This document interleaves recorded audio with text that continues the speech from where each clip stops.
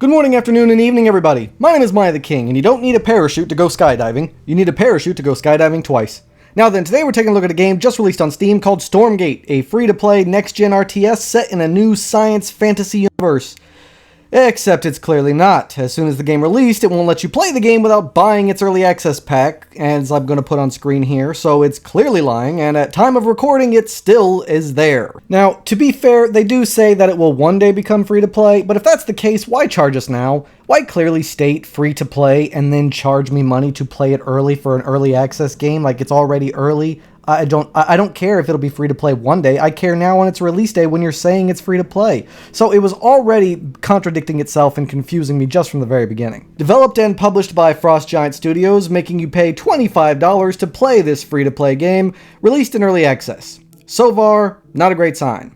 Alright, so let's just dive into this sucker and see what the heck is going on here. So basically in this game, some guys are doing some kind of forbidden experiment or something, and then everything goes wrong and demon monster things are let in. Now you play as one of those scientists' daughter in the campaign. That's about all I know of the story in the game so far. So let's just get this out of the way. This is basically the poor man's Starcraft. Don't believe me? Then tell me if this looks oddly similar to something else. Looking awfully similar. Aren't these? Yeah, how about that? Well, what about this?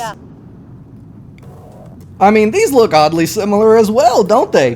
What's that? Not enough? Then how about we introduce the three factions, the Terrans, the Zerg, and the Protoss? Oh, sorry about that. I meant the Vanguard, Infernals, and Celestials. Ooh.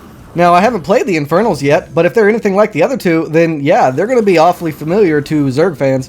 So, yeah, I don't know who they're trying to fool, but let's go into the good and the bad, followed by my final thoughts. And yes, it's early access, so take everything I say with a grain of salt. And also, yes, I am going to be making a lot of comparisons to Starcraft. I mean, they clearly did, so it's fine if I do too, right? So, up first for the positives is the voice acting. Not the sound design, no. That's in the negatives. But the voice acting here is pretty awesome. I've listened to a lot of these characters talk, plus a lot of background voices for things like confirming the placement of your building or research being completed and so on. And the voice acting is pretty spot on. In fact, it was the first thing I noticed that I really liked, so I'm going to give them credit here. Good job to those actors and actresses. Next up for the positives is the gameplay. Now, obviously, it plays exactly like StarCraft, so of course the gameplay is going to be good. The Terrans have lots of guns and good ships, bunkers-like buildings they can put troops into, and so on and so forth. The Celestials all have shields for every unit. They use these unique probe crystal things to mine things and stuff, and they need pylons to expand where they're allowed to build. The gameplay is typical old-school RTS games like Warcraft 3, Age of Empires, and of course StarCraft, so obviously the gameplay is going to be good and coherent.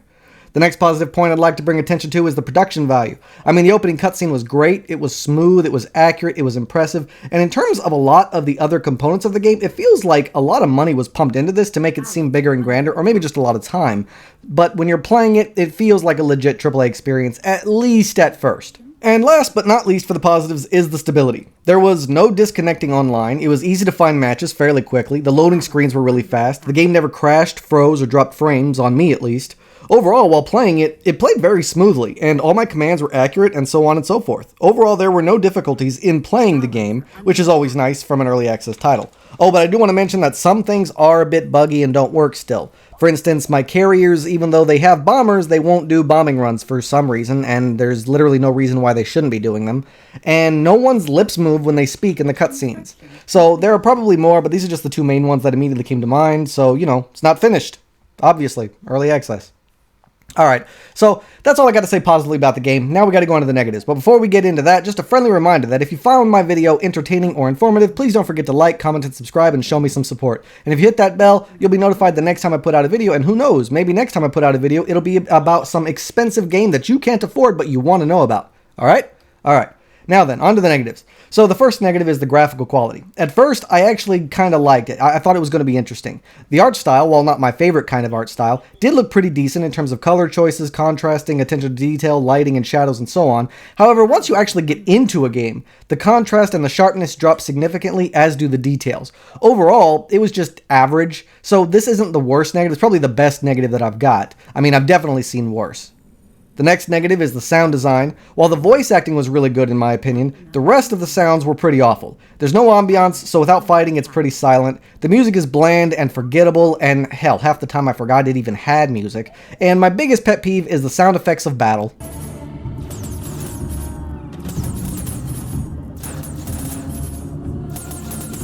Just listen to all those futuristic sounds. Now try listening to that for an hour. Ugh, it's just awful. I mean, and that's what you're going to end up listening to for the majority of the time you play, at least for now. Like, that's terrible. The next negative I want to talk about is the absolute misleading information on the Steam store page. Next Gen RTS? Where? How? How is this next gen? Where is the next gen? What does it offer that Starcraft 2 doesn't offer, which came out like 10 years ago?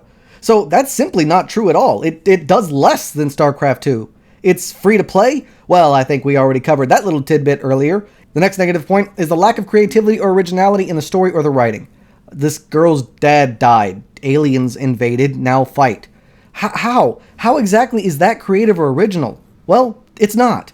The writing is rather bland and uninventive all around. It's just the exact same shit we've all seen before. Next up for the negatives is the user interface. Maybe it's incomplete, but it's also copy-pasted from Starcraft, except with a lot less production value behind it. It's also slightly more confusing, and needlessly so, and it doesn't even look that great. And last but not least for the negatives is the tutorial. The game offers you 2 tutorials for some reason. When you go into co-op for the first time, you're forced into a tutorial with other players, and when you play campaign, you're forced into a tutorial. The tutorial itself is fairly straightforward and fine, but why have it twice? That just doesn't make any sense to me. Like, is that just me? That seems really dumb to me. How about instead of forcing us into it twice, you just give us an option from the main menu screen to access it and play it separately from everybody else? Why are you forcing me to go through it twice?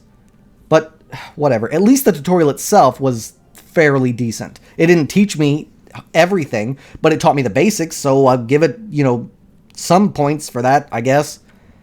Alright, so that's all I could think of to say negatively about the game without making this video 20 minutes long. What are my final thoughts? Well, that's easy. Don't buy it, don't play it. They lie on the Steam store page. It's not next gen. It's not doing anything new or innovative that StarCraft didn't do 10 years ago. It's not free to play. You have to pay $25 to play it right now. Now, again, they say it'll become free to play, but I've learned not to take much of what developers say too seriously or accept a lot of their promises because a lot of the times they end up letting me down. And when you take your self-proclaimed free-to-play game and then charge people for an early access version of the early access game, it just doesn't feel right. And I think it's misleading. It was definitely misleading to me. And I think that's why it bugs me, is because it just doesn't feel right. Like, they should have just made it free to play from the beginning, not claim to be free to play, and then charge you for it, only to then have you do research and learn it's actually going to go free to play later, just not right now. Well, let's hope they keep their word, I guess. And those are already 2 great reasons why not to support the game. But then when you get into the game, all you're thinking of the whole time you're playing it is, I could be playing StarCraft right now. Because it's so damn similar to that game that it's not even fair. I don't know why they did what they did, but it feels like a ripoff to me personally. I didn't enjoy myself at all while playing. Maybe in a year or 2 when the game is fully fleshed out and actually finished, it will become an average RTS game. Hell, the multiplayer right now only lets you do 1v1. You can't even do 2v2 multiplayer. My point is, maybe in a couple years it'll be an average RTS, but as of right now, I don't trust the developers. I didn't enjoy playing the game. Don't buy the game. Don't support it. That's my recommendation. Alright, everybody? Now, all of this has just been my opinion, but I'm hoping some of you out there can agree with me, because this just seems so ridiculous to me, everything that I've just witnessed. Alright, so that's all the time I got for this video, everybody. Thanks so much for watching, with a special thanks to those of you who stuck around to the end. If you have any questions or concerns, please let me know in the comments down below. Don't forget to like and subscribe, and I can't wait to see you all again on my next adventure. So until then, I bid you all farewell.